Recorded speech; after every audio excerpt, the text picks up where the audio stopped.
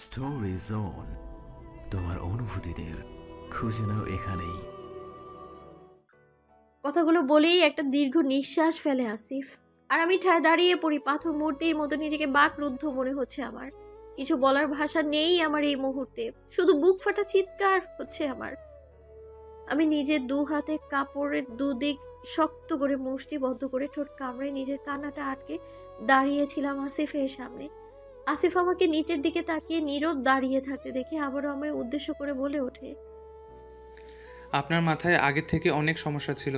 আপনি নাকি কোনো একটা অ্যাক্সিডেন্টের কারণে ঘায়েল হয়েছিলেন আগেও একবার। আমার জানা মতে বয়স যখন 12 বছর তখন নাকি আপনার পরিবারের সঙ্গে ঘুরতে গিয়েছিলেন কোথায়, আর সেখান থেকে পরিবার নিয়ে ফেরার সময় আপনাদের গাড়িটি অ্যাক্সিডেন্ট হয়। আর সেই অ্যাক্সিডেন্টে আপনি আপনার পরিবার থেকে দূরে চলে যান এবং স্মৃতিশক্তি হারিয়ে ফেলেন। আপনাকে রিশান নামক একটা ভদ্রলোক সরকারি হসপিটালে রেখে চিকিৎসা দিয়ে সুস্থ করে তারপর মিস নিদ্রিসের আশ্রমে রেখে যায়, মানে মাদ্রাসার আশ্রমে আর কি। আর সেখানে আপনি তৃপ্তি নামে পরিচিত হয়ে সবার সাথে থাকেন। পরিচিত হন কেয়া আর বর্ষার সাথে। কেয়া বর্ষা ছোট থেকেই ওই আশ্রমে ছিল। আপনি দীর্ঘ 4 বছর ওই আশ্রমে ছিলেন।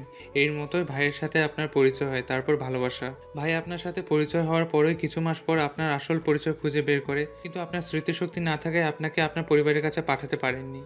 কারণ ডক্টররা বলেছিলেন আপনি নিজের থেকে যদি কোনো কিছু মনে করতে না পারেন তো আপনাকে জোর করে কিছু না মনে করিয়ে দিতে। যদি তা করেন তাহলে আপনি অতিরিক্ত চাপে কোমায় চলে যেতে পারেন। কারণ আপনাকে সরকারি হসপিটালে রেখে চিকিৎসা দেওয়ার ফলে আপনার মাথায় জমাট বেঁধে থাকা রক্তগুলো রয়ে গেছিল। আর তার জন্য চাইলেও হৃদ খান আপনাকে আপনার পরিবারের কথা মনে করিয়ে দিতে পারতো না। আবার চাইলেও সেটা অপারেশন করাতে পারতো না। ডক্টর বলেছিলেন যদি তখন আপনাকে অপারেশন করানো যায় তখন আপনাকে হারানোর চান্স থাকবে 95%। ভালো হওয়ার থেকে খারাপটাই বেশি হবে। সবকিছু চিন্তা ভাবনা করে হৃদ ভাইয়াকে চুপ থাকতে হয়। এখন অবধি সবই ঠিক ছিল হৃদ খানের লাইফে, কিন্তু বিপত্তির সৃষ্টি হয় তখন যখন আপনি 6 মাস কোমায় থাকার পর চোখ খুলে তাকান। আপনার মাথায় অপারেশনের পর 6 মাস আপনি কোমায় ছিলেন। এই 6টি মাস আপনাকে অবজারভেশনে রাখা হয়, কিন্তু যখন আপনার হুঁশ ফিরে আসে তখন আপনি কাউকে চিনতে পারছিলেন না, এমনকি হৃদ খানকেও না। আপনার আগের স্মৃতিশক্তি ফিরে আসে এবং পরিবারের কাছে যেতে পাগল হয়ে ওঠেন। আপনাকে ঘুমের ইনজেকশন দিয়ে 1 সপ্তাহ শুধু ঘুম পাড়িয়ে রেখেছিলেন ডক্টর, কারণ তখন আপনার ব্রেনের শুধুই রেস্ট দরকার ছিল পরিপূর্ণভাবে। আপনি যখনই হুঁশে আসতেন তখনই পাগলামো করতেন, পরিবারের কাছে যেতে এতটাই পাগলামো করতেন আপনার আশেপাশে কে ছিল সেটা দেখার প্রয়োজনও মনে করতেন না।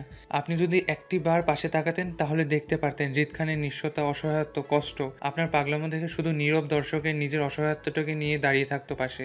ডক্টর আর নার্সরা আপনাকে বোঝানোর চেষ্টা করতো। অবশেষে আপনাকে থামাতে না পেরে হৃদ খান আমার মাধ্যমে লোক দিয়ে আপনাকে বাসায় পৌঁছে দেয়।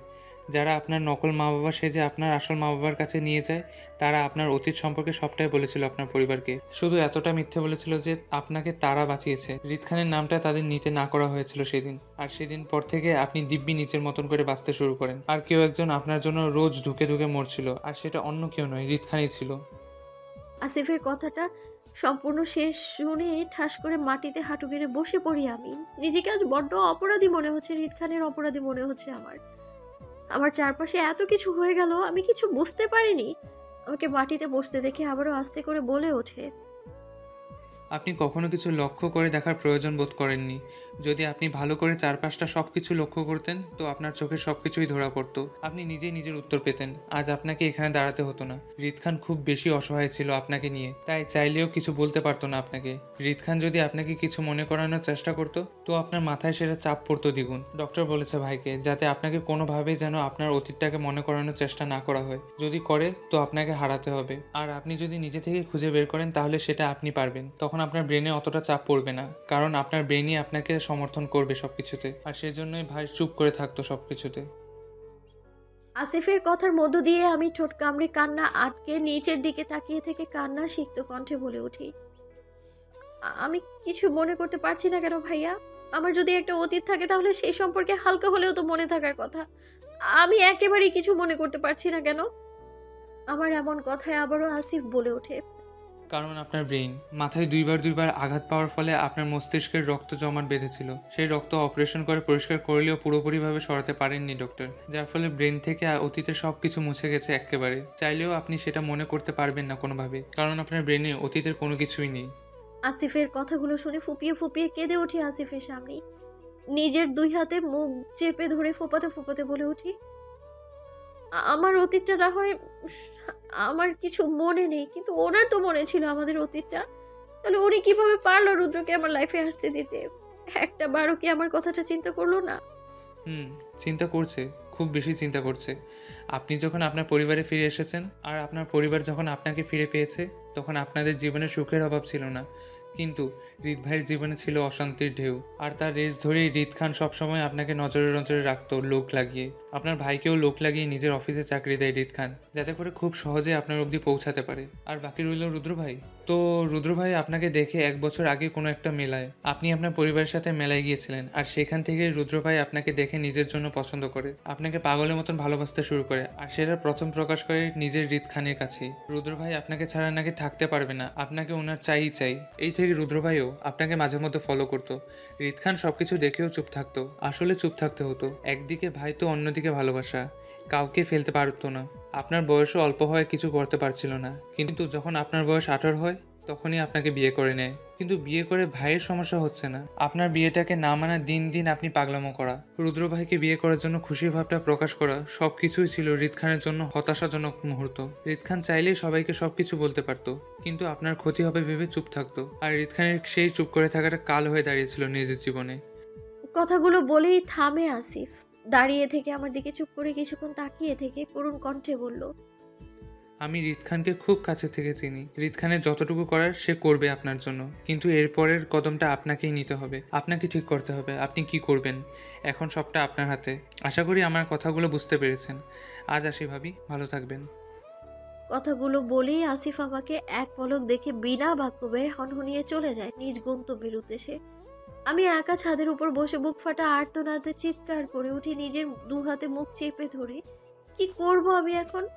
কি করা প্রয়োজন আমার? উনি আমাকে 3 বছর ধরে ভালোবেসে এসেছে নীরবে। আমার জন্য প্রতিনিয়ত এত কষ্ট পোহাতে হচ্ছে, আর আমি, হ্যাঁ, আমিও হৃদ খানকে এখন ভালোবাসতে শুরু করেছি। কিন্তু এত কিছুর মধ্যে আমি রুদ্র বা আমার পরিবারকে কি জবাব দেব? মায়ের থেকে বিদায় নিয়ে গাড়িতে উঠে বসে আসিফ। ড্রাইভিং সিটে বসে বাম হাতে ফোনটি তুলে নেয় সে। পূর্ব থেকেই চলা কল লাইনটি এক পলক দেখে নেয় সে।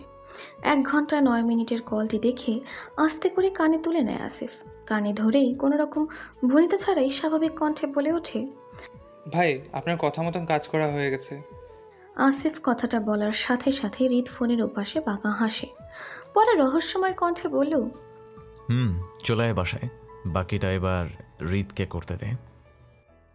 হৃদের কথায় আসিফ সাথে সাথে সম্মতি প্রকাশ করে বলে ওঠে, জি ভাই। কথা শোনার সাথে সাথে হৃদ কোনো রকম বাক্য না বয়ে আসিফের কলটি কেটে দেয়। হৃদ নিজের ফোনের দিকে এক পলক তাকিয়ে রহস্যময় হাসে নিজে নিজেই। হাতে থাকা ফোনটা টেবিলের উপর রেখে উঠে দাঁড়িয়ে চলে আসে ব্যালকনিতে। প্রায় সকাল হয়ে এলো বলে চারপাশে হালকা হালকা আলো ছড়িয়ে পড়েছে। হৃদ নিজের রুমে কাঁচ বিশিষ্ট দেয়ালের সামনে দাঁড়িয়ে পড়ে একটা হাত আলতোভাবে রাখে সেখানটায়, অন্য হাত নিজের পকেটে গুজিয়ে তাকায় হালকা আবছা আলোময় আকাশের দিকে। নিজের দৃষ্টি আকাশের দিকে স্থির করে রহস্যময় ভাব নিয়ে নিজেই নিজের অজান্তে বলে ওঠে, সাতরাজ খেলায় কার জিত কার হার হলো সেটা দেখার বিষয় না, সেটা কেউ দেখতেও চায় না। মুখ্য বিষয় হচ্ছে কে রাজাকে মেরে রানী হাজির করলো সেটা। কথা বলেই হৃদ বাঁকা হাসে। নিজের কোন খেলায় কাকে মার দেবে সেটা একমাত্র হৃদই বলতে পারে। হৃদের মাথায় কি চলছে একমাত্র হৃদ নিজেই জানে। এমনি কথাগুলো ভেবেই ঠায় জায়গায় দাঁড়িয়ে থাকে হৃদ। টানা 2 ঘন্টা জায়গায় দাঁড়িয়ে থেকে আস্তে করে ঘাড় ঘুরিয়ে নিজের রুমে টাঙানো বড় দেয়াল ঘড়িটার দিকে তাকায় হৃদ। সকাল 6টা ছুঁই ছুঁই। ঘড়িটার দিকে কপাল কুঁচকে কিছুক্ষণ তাকিয়ে থেকে কিছু একটা ভেবে নিয়ে আস্তে করে ফ্রেশ হতে চলে যায় ওয়াশরুমে। টানা 30 মিনিট লাগিয়ে গোসল সেরে রুমে এসে ড্রেসিং টেবিলে দাঁড়িয়ে পড়ে হৃদ। সময় নিয়ে নিজেকে পরিপাটি করে রুম থেকে বের হয় ডাইনিং টেবিলের উদ্দেশ্যে সকালে নাস্তা করার জন্য। হৃদ বুঝতে শেখার পর থেকে কখনো এত সকালে ওঠেনি, আর এই সকালে কিছু খাওয়া তো দূরের বিষয়। তবে আজ অন্য দিনের তুলনায় আজকে দিনটা একটু ভিন্ন রকম হৃদের কাছে। নিজের লক্ষ্যমাত্রা স্থির করে সবার উদ্দেশ্য সকালের লোক দেখানো নাস্তা টেবিলে বসতে যাচ্ছে হৃদ। নাস্তা করাটা একটা বাহানা মাত্র, চারপাশে পরিস্থিতি পর্যবেক্ষণ করতে, সেই সাথে নিজের কার্যসিদ্ধি করতে লোক দেখানো নাস্তা টেবিলে বসা। হৃদ নিজের চেয়ারটা টেনে বসতেই চোখ তুলে তাকায় উপস্থিত সবাই। ভূত দেখার মতো চমকে উঠে হাঁ হয়ে তাকিয়ে থাকে হৃদের দিকে। হৃদ সেদিকে ততটা মনোযোগী না হয়ে নিজের প্লেট উল্টাতে থাকে। হৃদকে সাত সকালে নাস্তা টেবিলে বসতে দেখে আশ্চর্য হন রুদ্র, আরাফ খান, হেনা খান ও রুদ্রের বাবা। মার সাথে নিধি ও তার বাবা মা উপস্থিত সবাই। তবে সবার আশ্চর্য হওয়ার সাথে সাথে বেশ খুশিও হন তাদের ছেলের পরিবর্তন লক্ষ্য করে। বিয়ে হলে আরও পরিবর্তন আসতে পারে, এটা সেটা চিন্তা করে হেনা খান আদুরে গদগদ হয়ে বলে ওঠে, আজ এত সকাল সকাল নাস্তার টেবিলে আমার সোনা বাবা। যাক, আমি তো ধন্য, আমার সোনা বাবার পরিবর্তন আসতে চলেছে। হেনা খানের কথায় হৃদ নিজের রহস্যতা নিয়ে এক কথায় বাক্যে বলে ওঠে, তা তো বটে।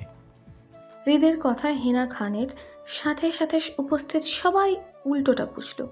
সবার ধারণা হৃদ নিধিকে বিয়ে করছে বলে তার এই পরিবর্তনের সাথে এই কথাগুলো বলছে। নিধি হৃদের কথায় লাল হয়ে লাজুক হেসে নিচের দিকে তাকিয়ে পড়ে।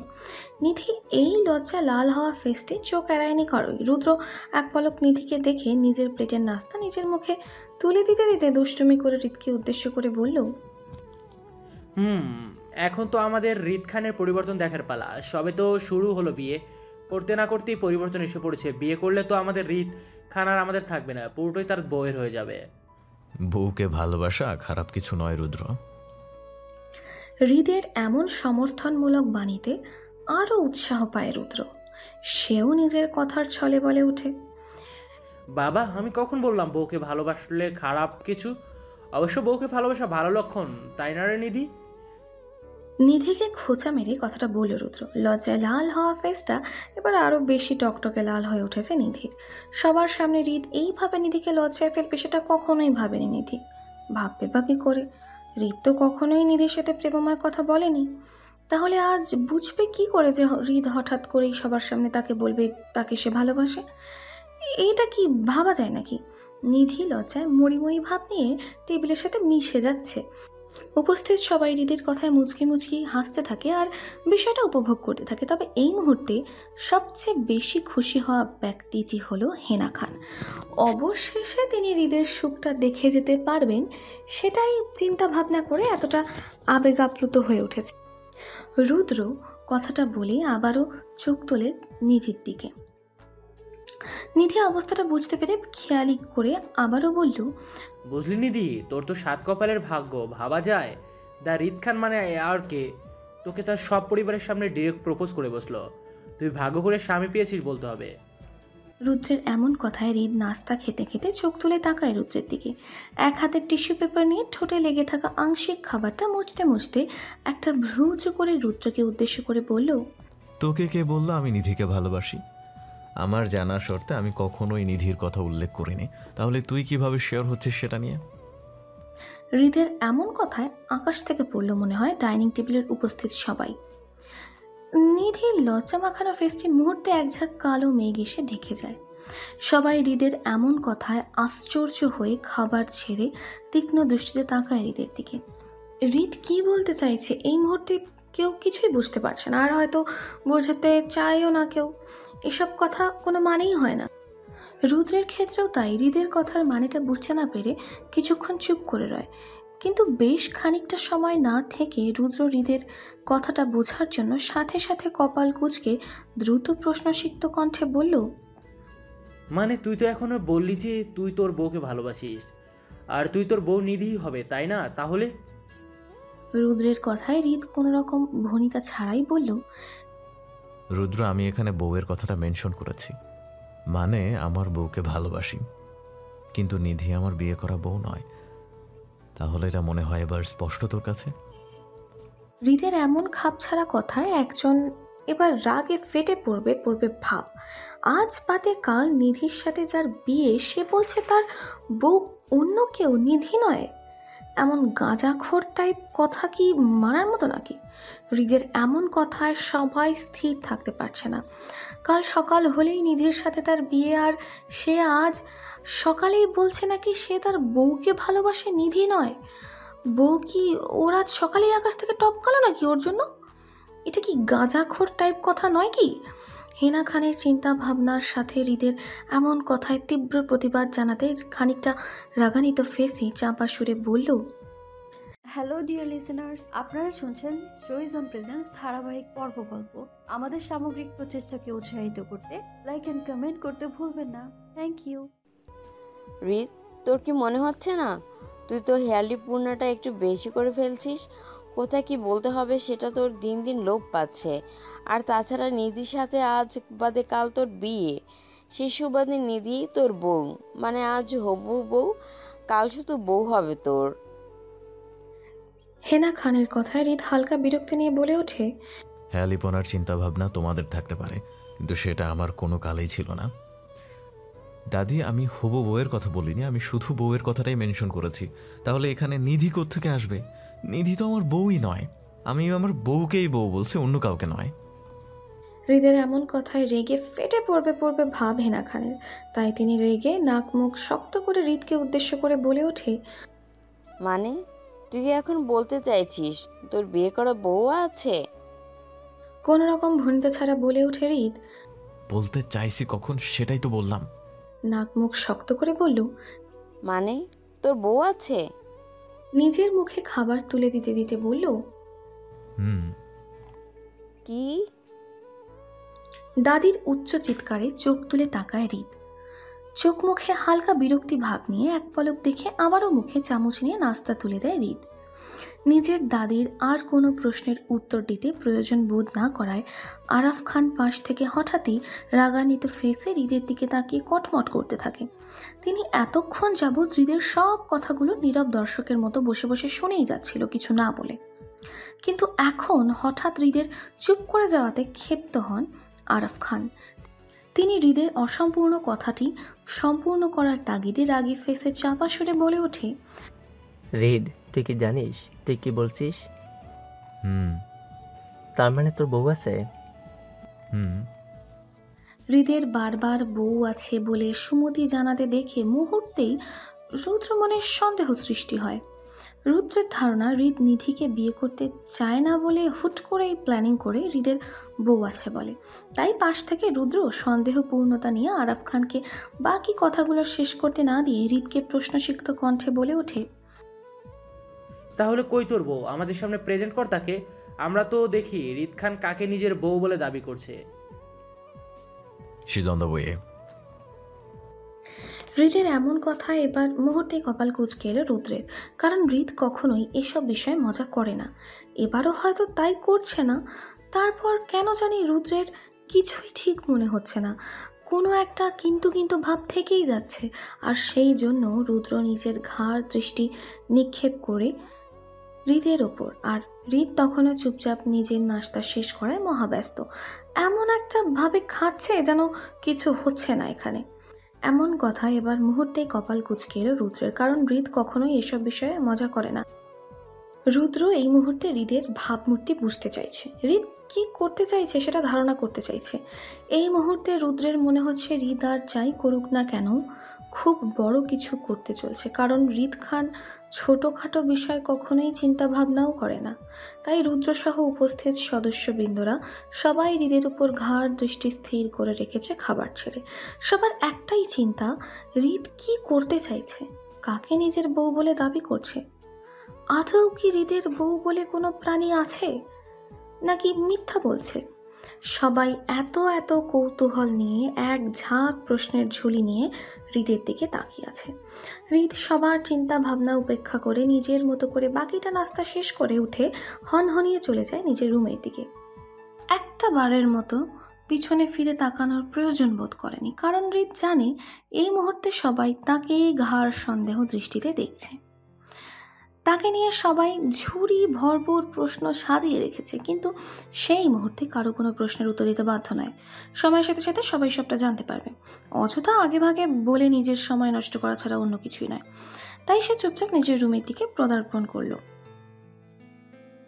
হৃদকে চুপচাপ নিজের রুমের দিকে যেতে দেখেই হু হু শব্দে কেঁদে ওঠে নিধি। এতক্ষণ যাবৎ নিজের কান্নাটা চেপে রাখার চেষ্টা হৃদ চলে যাওয়াতে বিফলতায় পরিণত হয়। হৃদের প্রতিটা কথাই ছিল নিধির জন্য বেদনাদায়ক। হ্যাঁ, নিধি অনেকদিন ধরেই হৃদকে ভালোবেসে আসছে, আর সেই ভালোবাসার মানুষটার সাথে যখন বিয়ে ঠিক হয়েছে শুনেছে, সেটা নিধির জন্য স্বর্গসুখ মনে হয়েছিল। নিধি হৃদকে বহুবার ভালোবাসি কথাটা বলেও যখন কোনো প্রকার সম্পর্ক স্থাপন করতে পারছিল না হৃদের সাথে, তখন একটা সময় নিধি নিজ থেকেই চুপ করে যায় আর হৃদকে নিজের ভালোবাসি কথাটা কখনোই প্রকাশ করেনি। অবশেষে হৃদের সাথে বিয়ে কথাটা যখন নিজের মার মুখ থেকে শুনেছিল নিধি 3 দিন আগে, তখন সে কতটা খুশি হয়েছিল সেটা নিধি নিজের মুখে যতটা প্রকাশ করবে ততটাই কম মনে হবে। কিন্তু আজ হৃদের কথায় মনে হচ্ছে নিধি আবারও অন্ধকারে বসবাস করছে, কারণ হৃদ তো কখনোই তার নয়, সে তো অন্য কারো। নিজের এমন চিন্তাভাবনার সাথেই হু হু শব্দ করে কেঁদে ওঠে নিধি। হঠাৎ করেই কান্নার হু হু শব্দ কানে আসতেই সবাই চমকে উঠে দ্রুত তাকায় নিধির দিকে।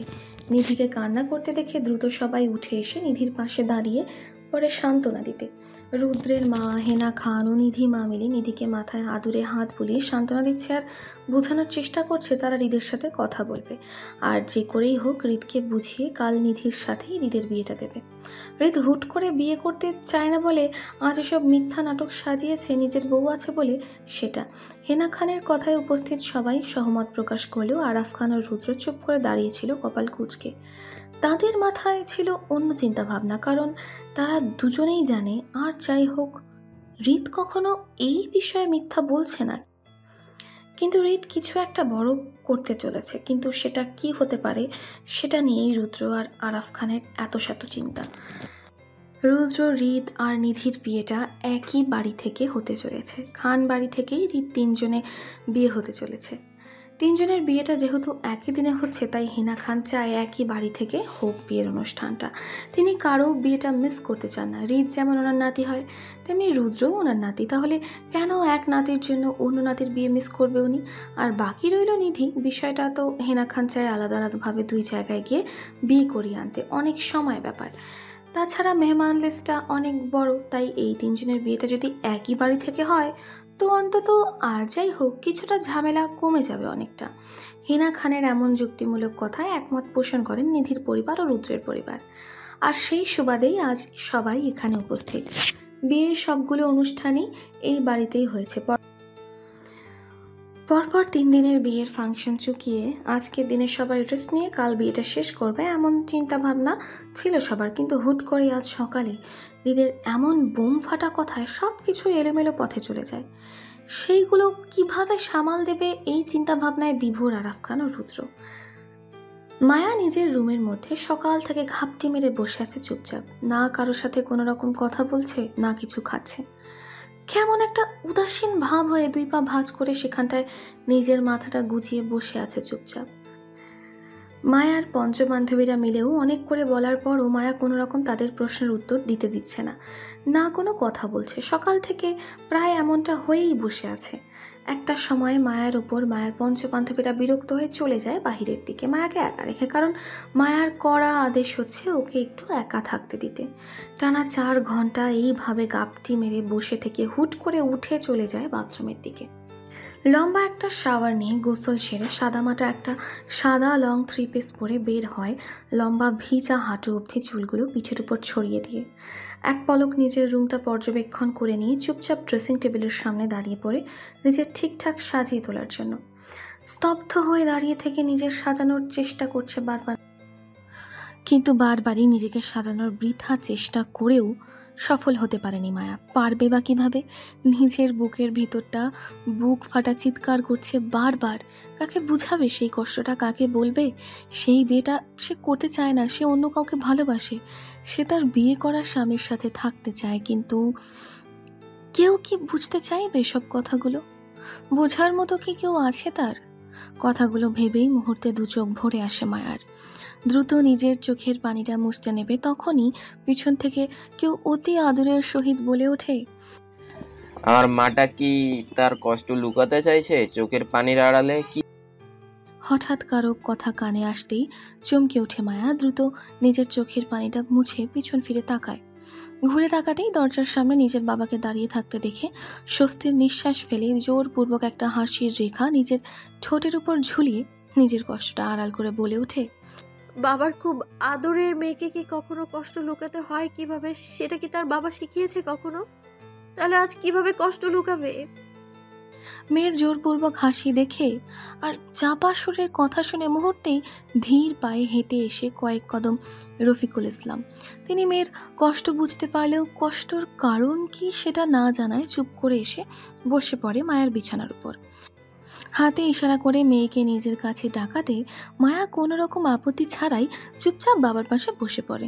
রফিকুল ইসলাম এক হাতে মেয়ের মাথায় নিজের হাত বুলিয়ে দিতে দিতে শান্ত গলায় বলে ওঠে, কি হয়েছে আমার মার? সে কষ্ট পাচ্ছে কেন? বাবার কথায় মায়া নিজেকে ঠিকঠাক করে নিজের বাবাকে দেখানোর জন্য খানিকটা চঞ্চলতা নিজের মধ্যে প্রকাশ করে হাসি হাসি ভাব নিয়ে বলল, ওই আমি কষ্ট পাচ্ছি, আমি একদম ঠিক আছি বাবা, তুমি দেখো আমায়। রফিক সাহেব মেয়ের মিথ্যে হাসি দেখিয়ে মুহূর্তে তিনি খানিকটা স্মিত হাসে। মেয়ে তার বড় হয়ে গেছে, মিথ্যা বলতে শিখে গেছে, তবে এতটা বড় হয়নি যে বাবা মার কাছ থেকে নিজের কষ্ট লুকাতে পারবে। তিনি মেয়ের চাপা কষ্ট বুঝতে পেরে আবারও মেয়ের মাথায় নিজের আদরের হাতটা বুলিয়ে দিতে দিতে বলে ওঠে, আমার মেয়ে কি এখনো তার বাবার সাথে মিথ্যা বলবে? সে কি এতটাই বড় হয়ে গেছে? ফেসে কৃত্রিম রাগ ঝুলিয়ে নিয়ে বাবাকে উদ্দেশ্য করে বলল, আমি মোটেও মিথ্যা বলছি না বাবা, তুমি একটু বেশি চিন্তা করছো আমায় নিয়ে। আমি কখনো তোমাদের সঙ্গে মিথ্যা বলি না। আমি জানি আমার মেয়ে কখনোই আমার সাথে মিথ্যা বলবে না, তাই তো মেয়ের কাছে আসা নিয়ে সত্যিটা জানতে চাইছি। কি হয়েছে? সে কেন কষ্ট পাচ্ছে? বাবার আকুতিমূলক কথায় মুহূর্তে নরম হয়ে আসে মায়া। নিজেকে মুহূর্তেই দুর্বল প্রকাশ করে বাবার কাঁধে মাথা রেখে কান্না জড়িত কণ্ঠে আস্তে করে বলল, আমি কষ্ট পাচ্ছি না বাবা, আমি শুধু সময়ের বেড়া জালে আটকা পড়ে গেছি।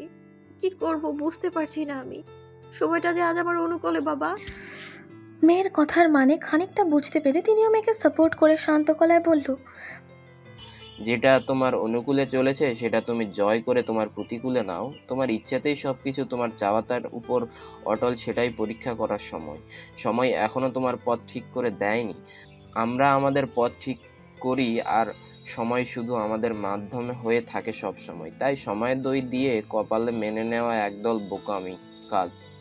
আমি চাই না আমার মেয়ে সেই দলে পড়ুক। আমার মেয়েকে আমি সবসময় চাইবো আমার মেয়ে সময় ধোয়া না দিয়ে প্রতিবাদী হয়ে উঠুক। জীবনের এখানেই শেষ নয়, অনেকেই পথ হাঁটতে হবে। তাকে নিজের পথ নিজেই ঠিক করে অন্যের জন্য কখনো নিজের পথটা হারবে না, সেটা করাটাও বোকামি নিজ কাজ।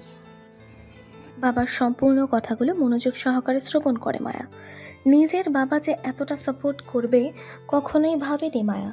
নিজের বাবার প্রতি এক বুক ভালোবাসা নিয়ে নিজের বাবার কাঁধের থেকে মাথাটা তুলে আস্তে করে তাকায় রফিক সাহেবের দিকে। মায়া অশ্রুসিক্ত টলমল চোখে বাবার দিকে তাকিয়ে থেকে আবারও অবুঝের মতো করে বলল, বাবা আমি কি করব? আমি যে অনেক বড় একটা বেড়া জালে আটকে পড়েছি, সেখান থেকে ছোটার কোনো দ্বিতীয় রাস্তা খুঁজে পাচ্ছি না। সেটা তোমার ধারণা, তুমি বেড়া জালে আটকে পড়ে গেছো, কিন্তু আমি বলবো এমন কোনো সমস্যা নেই যেটার সমাধান পার্ট থাকে না। তোমার সমস্যার সমাধানও আছে, হয়তো একটু কঠিন হবে, কিন্তু তুমি চাইলে হয়তো সব ঠিক করতে পারবে।